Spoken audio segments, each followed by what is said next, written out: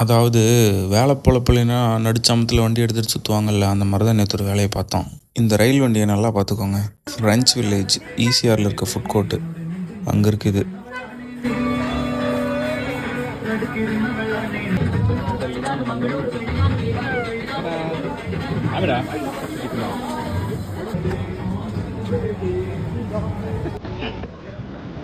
முதல்ல சோறு வந்தது, வேலை முடிச்சாச்சு.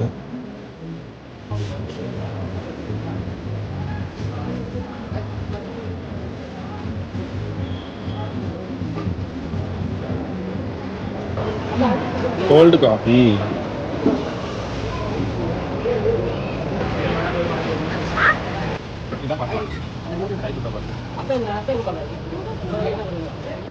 சாப்பிட்டுட்டு அங்கே பாட்டெல்லாம் பாடிட்டு இருந்தாங்க.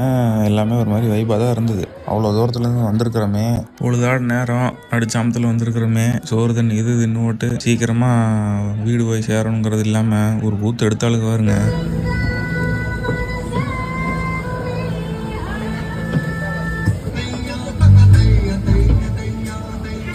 முதலுக்கு ஒரு வண்டி காமிச்சுன்ல, அதில் ஏறி உட்கார வச்சிட்டாளு கைஸ். ரயில் வண்டியில் ஒரே சங்கட்டமாக இருக்குது நமக்கு.